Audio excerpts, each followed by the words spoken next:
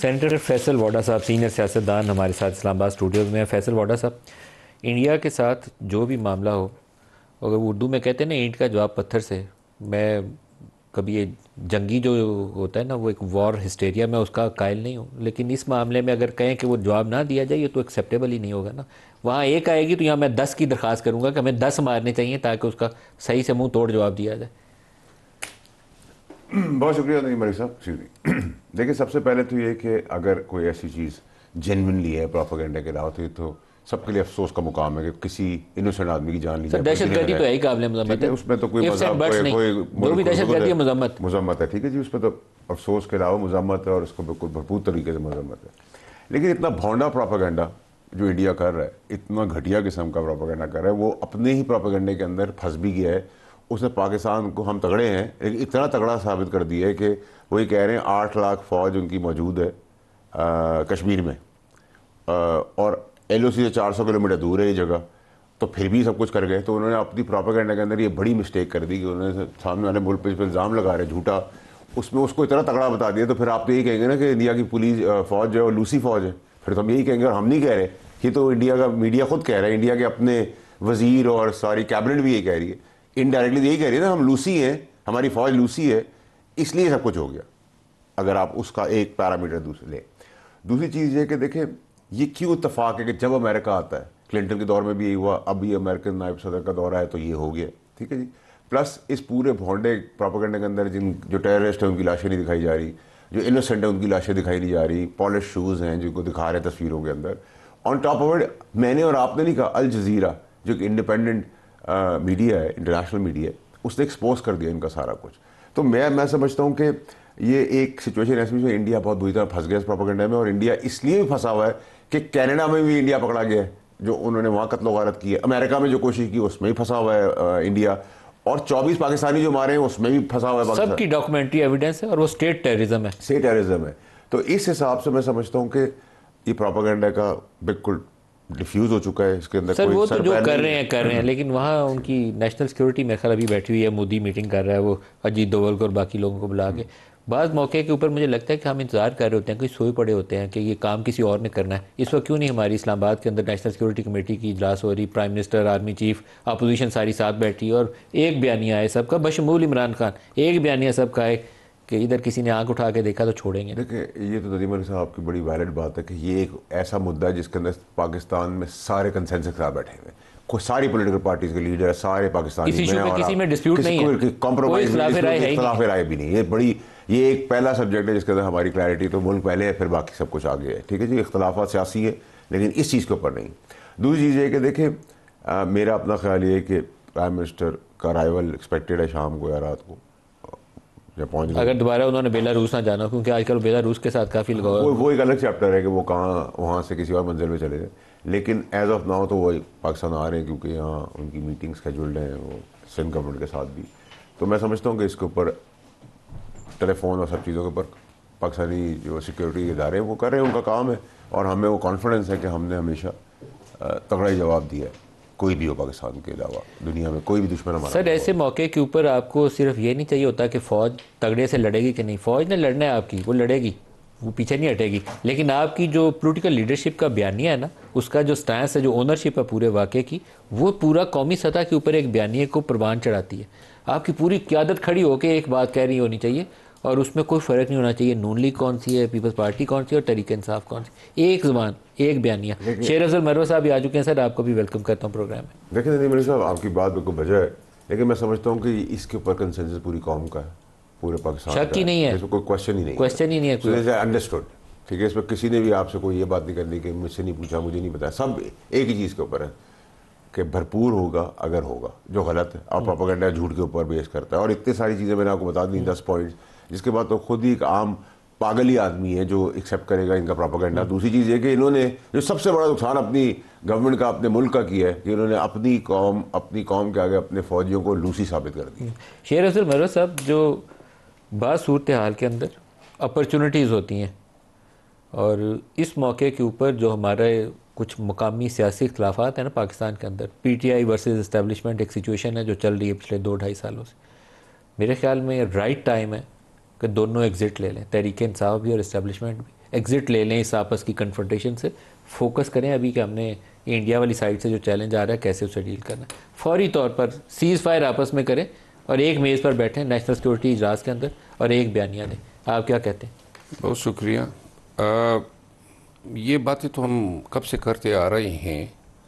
اب یہ نیا چیلنج آ گیا نا انڈیا والا. جی نیا چیلنج آ گیا, بلکہ میں ابھی گزشتہ 2 ایام سے یہ انڈیا کے سچویشن کو میں دیکھ رہا تھا, پڑھ رہا تھا, اور میں ایک شدید ایک اندیشہ رکھتا ہوں کہ انڈیا جو ہے دنوں کے اندر سٹرائک کرے گی پاکستان پہ. اور زیادہ خطرہ یہ ہے کہ وہ جے ڈی وینس ادھر بیٹھا ہوا ہے نائب امریکی صدر, اس کے رہتے رہتے سٹرائک کرے گی, یہ فوری خطرہ ہے.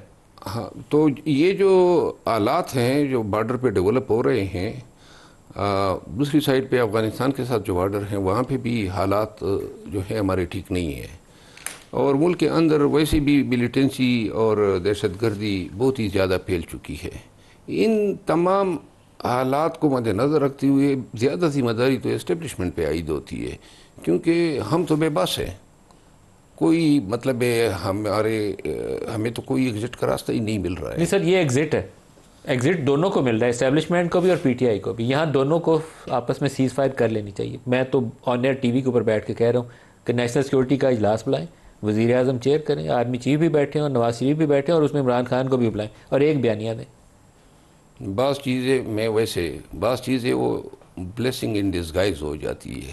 جتنی ہی بارڈر پہ حالات ٹائٹ ہوں گے تب ہی کہیں جا کے ہماری اہمیت یا خان کی اہمیت جو ہے وہ ذرا محسوس ہوگی, کیونکہ جب تک پاکستانی قوم جو ہے وہ متحد نہیں ہوگی, یہ پولیٹیکل انسٹیبلٹی ختم نہیں ہوگی, نفرتیں جو ہیں برج نہیں ہوں گی, ان تمام چیلنجز کو جو ہے اسٹیبلشمنٹ اپنے تئیں نہیں نپٹ سکتی ہے. اس کی تو پولیٹیکل اونرشپ چاہیے. میں ابھی آپ سے پہلے واڈا صاحب سے یہی کہہ رہا تھا کہ جنگ انہوں نے فوج نے لڑنی ہے, وہ لڑیں گے, لیکن آپ کو پولیٹیکل اونرشپ دینی ہے, پیچھے کھڑا رہنا ہے پوری قوم نے, اور اس کے لیے ایک یکجہتی چاہیے. آپ نے چند دن پہلے دعویٰ کیا تھا کہ عمران کے ساتھ کوئی انڈرسٹینڈنگ ڈیولپ ہو گئی ہے, 15 دن گزر گئے ہیں, 45 ڈیز رہ گئے. کچھ دوبارہ بتائیں, روشنی ڈالیں, وہ کیا انڈرسٹینڈنگ تھی جس میں سے دن گزر گئے اور کتنے رہ گئے؟ خان صاحب کے ساتھ میں مسلسل یہ کہتا آیا ہوں, بہت ساری چیزیں جو ہیں پولیٹیکل بیانیے بنائے جاتے ہیں, بدقسمتی سے ہماری طرف سے بھی سیاست میں اور دوسری طرف سے بھی حکومت کی طرف سے بھی سیاست میں جھوٹ بہت زیادہ بولا جاتا ہے. بہت ساری چیزوں کے ہم عینی شاہد ہوتے ہیں, ہمارے سامنے چیزیں ہوتی ہیں, باہر آ کے میڈیا کو یا قوم کو ہم جھوٹ بولتے ہیں اور اس سے کوئی چیز گین بھی نہیں کرتے ہیں, اور وہ جھوٹ 2-3 ایام میں یا ایک ہفتے میں ہمارے سامنے کھڑا بھی ہو جاتا ہے. بہت سارے واقعات ہیں جس میں میں آپ کو کوٹ کر سکتا ہوں کہ ہم نے یہاں جھوٹ بولا, یہاں جھوٹ بولا. لیکن یہ جو خان صاحب کے ڈائیلاگ کے حوالے سے باتیں ہو رہی ہے, کچھ لوگ نہیں مان رہے ہیں کہ نہیں ہو رہے ہیں, اور کچھ لوگ جو ہیں جو کر رہے ہیں ان سے کسی نے پوچھا ہی نہیں ہے. ہو رہی ہیں. میں بالکل پورے یعنی وثوق سے کہتا ہوں کہ اسٹیبلشمنٹ جو ہے انہوں نے جن کو انگیج کیا ہے, جو معنی رکھتے ہیں, یہ دسمبر میں شروع ہوئے تھے ڈائیلاگز, اور ڈائیلاگ جو ہیں خان اگر صرف رہائی تک اپنے آپ کو محدود کرتا تو کب کہ یہ ڈائیلاگ ختم ہو چکے ہوتے. وہ ضد پکڑے بیٹھا ہے کہ جی 3-4 ایشوز ہیں جن پہ بات ہوگی, اور جس میں 26ویں آئینی ترمیم جو ہے وہ سر فہرست ہے اب. اور دوسری طرف جو ہے ان کو بھی احساس ہے, کیونکہ ایک تو نہ کہ صرف یہ سرحدوں پہ جو منڈلا رہے ہیں خطرات, انٹرنیشنل آپ کی ریکاگنیشن نہیں ہے حکومت کی. آپ نے بولا تھا کہ 60 روز میں عمران باہر آ سکتے ہیں, اور اس میں سے 15-20 روز کتنے گزر گئے ہیں, یہی بات پہ قائم ہے آپ؟ جی میں قائم ہوں. میں آپ کو عرض کروں نا, دسمبر میں 60 روز کی مدت کب سے شروع ہوئی ہے؟ میرا خیال ہے 20-25 دن تو گزر گئے. 20-25 دن گزر گئے؟ کیا تو اس کا مطلب ہے 40 دن باقی رہ گئے یا 35 ڈیز رہ گئے. خان صاحب جو ہیں لیکن دسمبر میں ڈائیلاگ ہوئے, 6 گارنٹرز تھے, 3 ادھر سے 3 ادھر سے. 3 ادھر سے اور 3 کدھر سے؟ 3 دوسری سائڈ سے. کس سائڈ سے؟ اسٹیبلشمنٹ کی سائڈ اور سے. اس سائڈ سے 3 کون سے؟ 3 تھے جس میں پرنسپل گارنٹر جو ہیں چیف منسٹر کے پی تھا. چیف منسٹر کے پی کی علی مین گنڈا پور. ہاں, اور جس کے بعد انہی گارنٹرز کا تسلسل تک کہ کچھ لوگ امریکہ سے آئے, 1, 2, 3 سے ملے. ٹھیک ہے, جو وہ ڈاکٹر عثمان آئے ہیں, وہ تنویر صاحب آئے ہیں, اور ڈاکٹر یہ سائدہ آئی ہیں. وہ اسی کے پرسوئنس میں ملے, اور اس کے بعد جو ہے میری آج بھی ایک اہم شخصیت سے ملاقات ہوئی اور انہی چیز پہ گفت و شنید. عام شخصیت دوسری طرف کی؟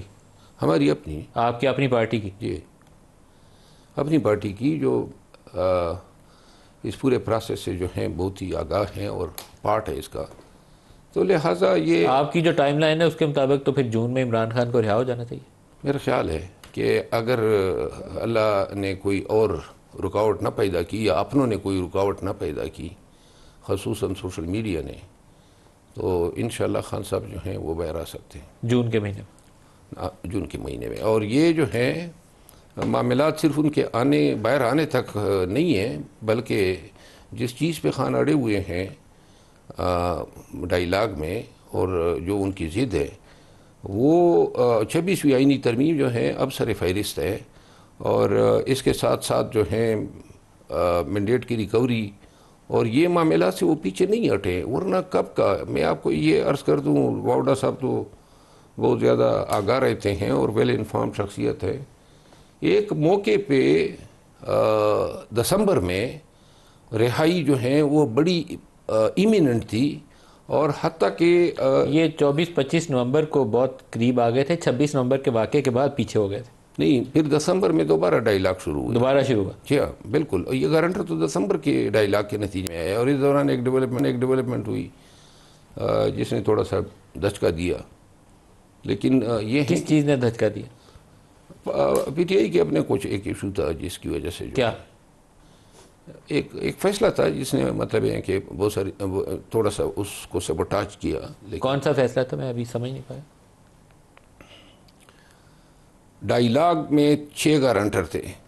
اس میں سے جو ہے پرنسپلی انہوں نے کہا کہ جی علی امین خان کو کہ جو فیصلے ہوں گے اس میں پی ٹی آئی یا خان صاحب کی طرف سے آپ ذمہ دار. جب علی امین گنڈا پور کو صوبائی صدارت سے ہٹایا گیا اس کا نقصان ہوا؟ 2 دن کے بعد جو ہے جب انتہائی میٹیریل سٹیپ لینا تھا کہ 2 ایام قبل یہ فیصلہ لیا گیا، جس کے بعد جو ہیں وہ لوگ. آپ کے خیال میں یہ فیصلہ کس نے کروایا؟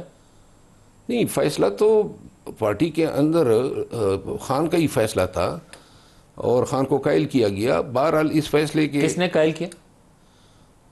انہوں نے قائل کیا نا، جنہوں نے فیصلہ کروایا. کس نے؟ مطلب ہے جو پارٹی میں جو چاہتے تھے. کون؟ یہی اپنے مہربان، وہی جنہوں نے مجھے نکالا ہوا ہے. وہ کون ہے؟ میں ملک صاحب کئی دفعہ جو ہیں، یا بس ان کے سرخیل یا جو سامنے ہیں وہ تو سلمان حکم راجہ صاحب ہے.